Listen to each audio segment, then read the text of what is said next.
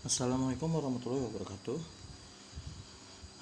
Eh, saya akan menjelaskan materi terakhir untuk pertemuan kita di semester ini. Mohon maaf sebelumnya karena video ini harus sangat amat lama baru bisa saya buat karena ada satu atau dua hal yang harus saya urus. Oke, langsung aja. Ini materi yang terakhir itu sampai masuk ya untuk PAS besok. Nah, yang akan saya bahas kemarin adalah salah satu penyelesaian untuk menyelesaikan sistem persamaan adalah menggunakan metode grafik. Nah, jadi yang akan mau saya bahas hari ini adalah metode grafik. Metode grafik dalam SPLDV atau SPTLDV ya.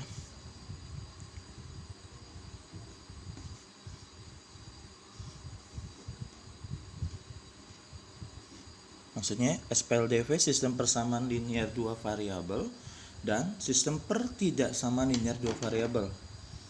Nah, sebelumnya untuk metode grafik saya kasih contoh dulu ya. Misal untuk misal X lebih besar dari 3. Berarti secara gambar grafiknya ini sumbu X, sumbu Y ya. Sumbu X itu selalu yang horizontal, yang Y itu yang vertikal. Hati-hati jangan ketukar ya. X lebih besar dari 3. Misalkan 3 di sini. Berarti lebih besar dari 3. Berarti garisnya adalah putus-putus. Nah, lebih besar dari 3 berarti areanya adalah sebelah sini. Yaitu X lebih besar dari 3 adalah 4, 5, 6, 7 dan seterusnya.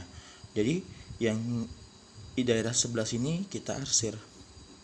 Nah, daerah ini yang diarsir itu disebutnya dengan DHP atau daerah hasil penyelesaian.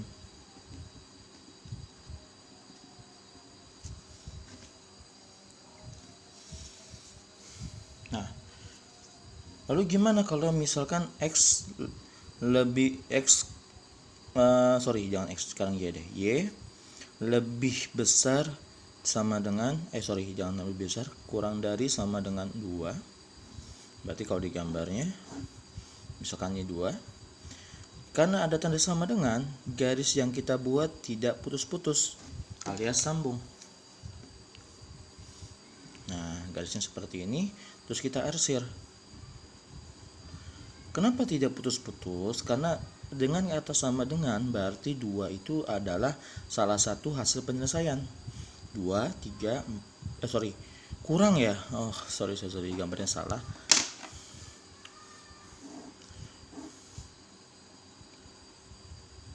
2 berarti yang dihasil di bawah. Ke bawah ya. Di sini juga. Ini adalah DHP-nya.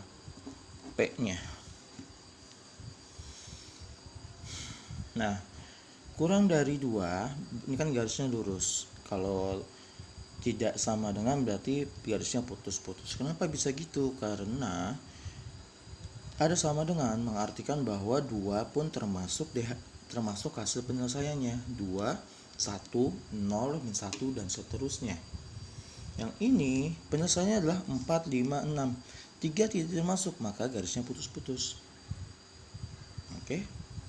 Nah, ini kalau masih satu variabel. Lalu bagaimana kalau 2 variabel? Untuk 2 variabel berarti yang pasti adalah mereka akan memotong 2 sumbu sekaligus. Jadi karena ini cuma satu, yang dipotong adalah satu sumbu aja. Kalau 2 variabel berarti otomatis sumbu X dan sumbu Y akan terpotong oleh garis tertentu atau garis linier, karena ini adalah persamaan linier. Persamaan linier itu contohnya yang nggak ada pangkatnya ya, kayak misalnya 2x plus 4y, terus kayak 6x min 3y. Pokoknya ini tidak ada yang pangkat. Oke. Nah, langsung aja saya kasih contoh. Misalkan 3x plus 4y lebih besar dari 12. Nah, ini garisnya bagaimana? Oke.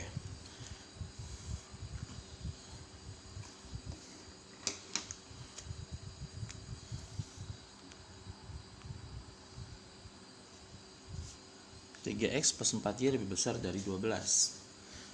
Berarti kita buat dulu. Kita lihat gini. Konstanta masing-masing bernilai positif. Berarti nanti kan gambarnya gini. Ada bagian 1 atau kuadran 1, kuadran 2, kuadran 3, kuadran 4. Nah, positif semua ada di kuadran 1. Berarti kalian cukup gambar seperti ini aja. Nah, gini aja. Nah, 3x 4y.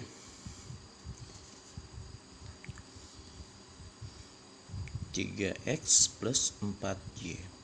Kita buat tabel sumbu x, sumbu y. Pertama, kita misalkan x-nya 0. Lebih besar dari 12 ya. Kita buat x-nya 0. Berarti yang ini kita buat 0, 3 kali 0 ditambah 4y sama dengan 12. Tandanya diubah jadi sama dengan aja ya, biar lebih mudah. 3 kali 0, 0. Berarti tinggal 4y sama dengan 12. Berarti y sama dengan 12 bagi 4. 3. 0,3. Nah, sekarang gantian y-nya kita buat 0. Sama kayak tadi, kita substitusi lagi. Berarti 3x ditambah 4 kali 0 sama dengan 12. Ini 0 ya, jadi cukup 3x sama dengan 12. Berarti x sama dengan 12 bagi 3 atau 4. Nah, ini koordinat yang pertama 0,3. Koordinat yang kedua 4,0. 0,3 berarti ini x, ini y ya. Ini x, ini y. Sumbu x, sumbu y. 0,3. Berarti di x-nya 0, y-nya 3. Berarti akan ada di sebelah sini misalkan.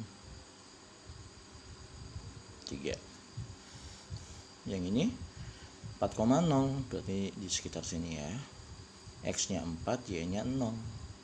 Ini kan titik 0. 0,3 di sini. 4,0 ada di sebelah sini. Nah, kalian tinggal tarik garis. Nah, lalu yang mana DHP-nya? Nah, DHP-nya bisa di sini, bisa di sini, di sini dan di sini, ataupun di sini dan di sini. Loh, terus bagaimana caranya DHP-nya? Lihat tandanya. Jika tandanya lebih besar, berarti ini menandakan arah yang diarsir menjauhi koordinat 0,0. Berarti menjauh ini. Nah, berarti yang diarsir mana? Berarti yang diarsir adalah yang di atas garis. Set. Ini adalah DHP.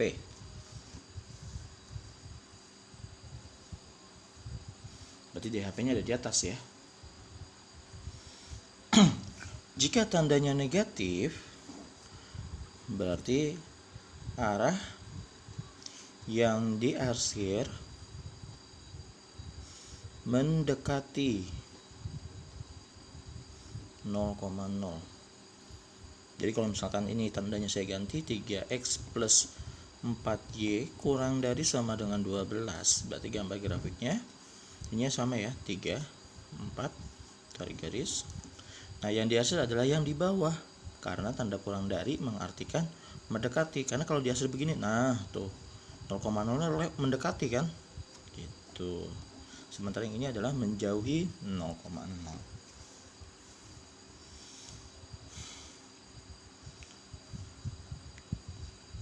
Nah, ada trik gampangnya? Ada sebenarnya. Kita lihat koordinatnya.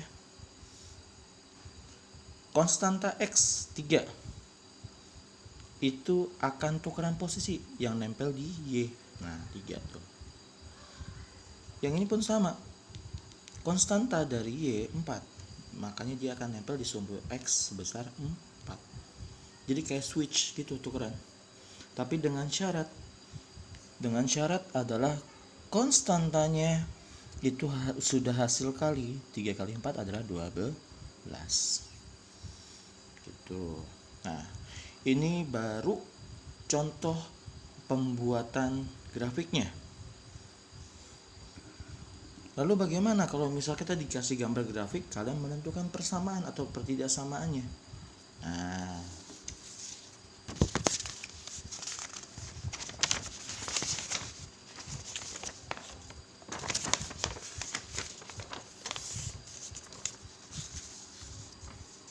misal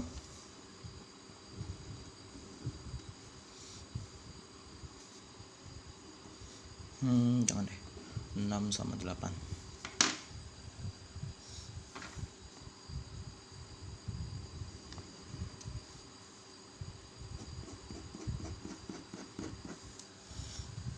Oke, kalau ini bagaimana?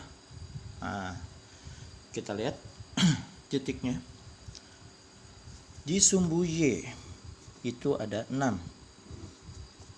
Berarti dia akan menempel sangat dengan aljabar X, alias dia adalah koefisien dari X. Jadi ditulisnya 6X ditambah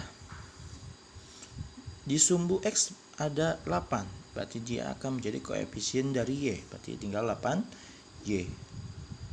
Nah yang diarsir ada di sebelah atas menjauhi 0,0, berarti ini akan menjadi lebih besar. Garisnya putus-putus, tidak putus-putus, berarti sama dengan. Nah yang belakangnya bagaimana? Kalian kali 6 kali 8 itu 24. Selesai. Nah sebenarnya mudah kalau yang baca grafiknya ini, cuman hati-hati pada opsinya. Jadi kalau misalkan koefisien X dan Y serta konstantanya bisa disederhanakan, kalian sederhanakan, dibagi 2. 6X bagi 3, 3X ditambah 4Y lebih besar dari 12. Nah coba kalian lihat. Oke.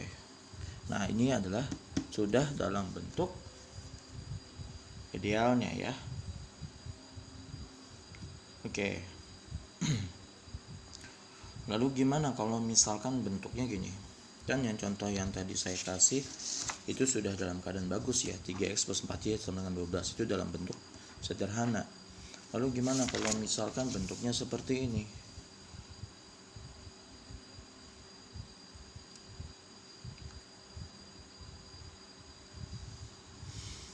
Bentuknya 5X ditambah 2Y sama dengan kurang dari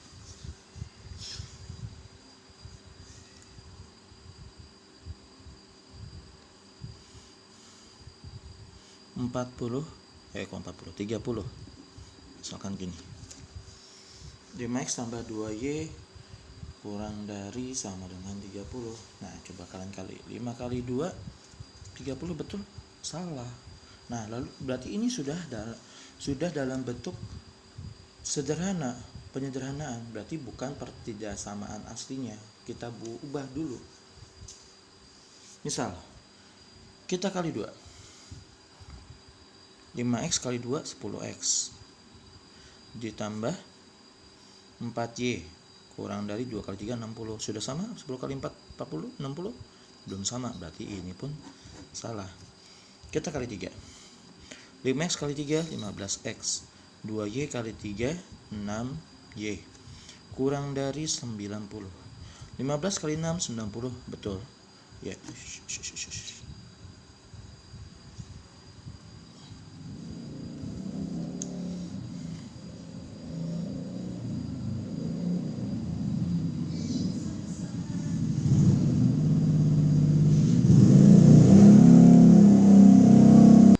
Oke, lanjut ya.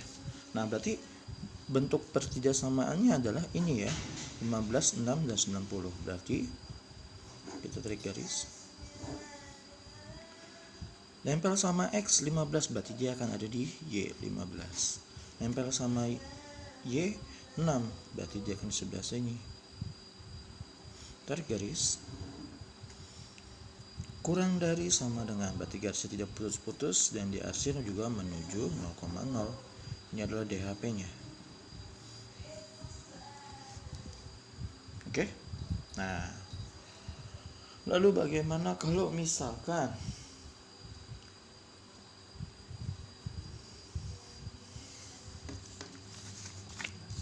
ada dua buah pertidasamaan di sana. Contoh, 3x plus 4y lebih besar dari 12 dan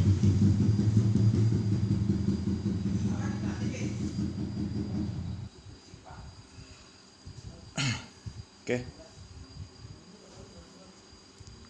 Minus 5x plus 2y kurang dari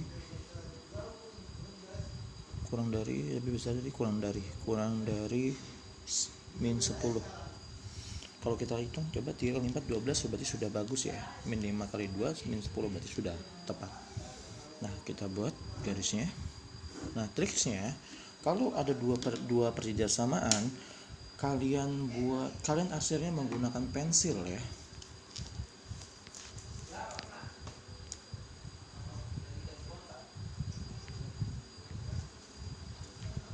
Kenapa menggunakan pensil? Karena nanti biar mudah dihapus sebenarnya.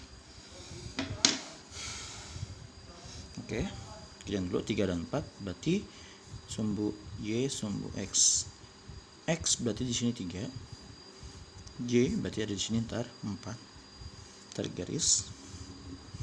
Nah, lebih besar dari berarti yang dihasil ke atas.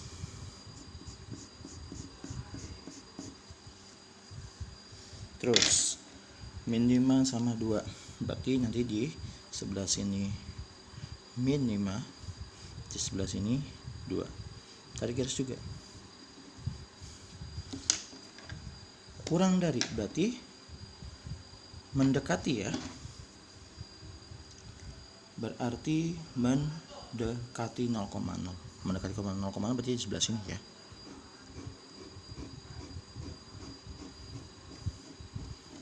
Nah, lalu yang mana DHP-nya? Yang DHP-nya akan ada di sebelah sini. DHP. Loh, kok di situ?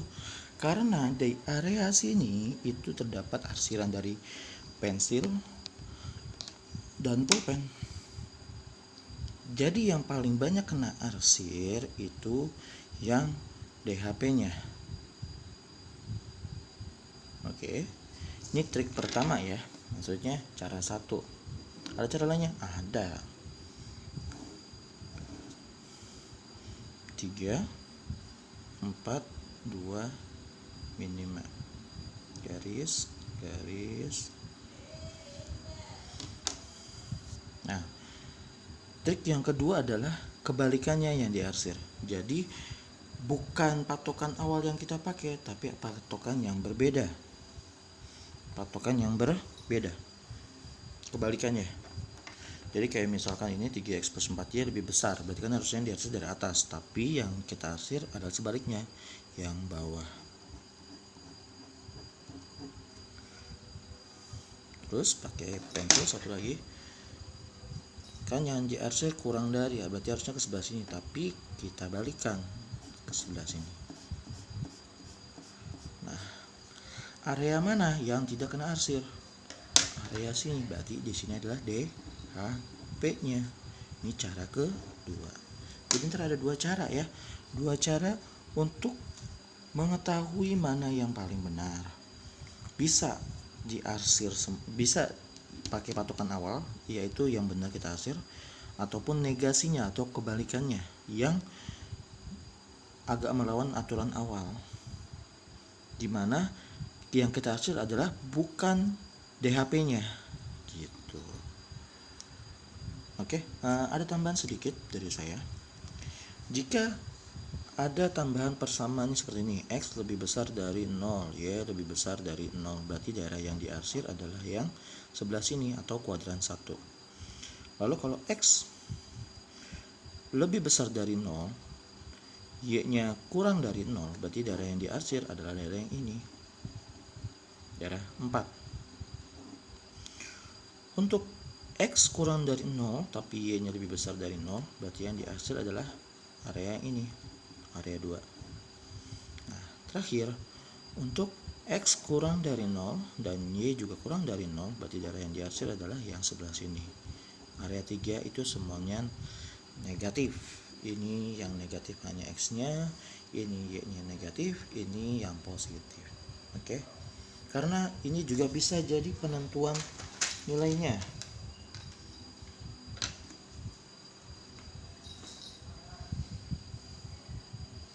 Ini bisa juga jadi penentuannya. Jadi misalkan gini, kan kayak gini. Kalau saya tambahkan di sini X lebih besar dari 0, Y pun sama lebih besar dari 0, berarti hanya sebelah sini aja DHP-nya. Sebelah sini aja DHP-nya. Di sini tidak DHP. Kenapa? Karena X lebih besar daripada 0 dan Y lebih besar pada 0, berarti cuma kuadran 1 doang. Selebihnya tidak diarsir, berarti di sini tidak diarsir. DHP-nya yang ini. Begitu. Oke, saya cukupi dulu penjelasannya. Wassalamualaikum warahmatullahi wabarakatuh.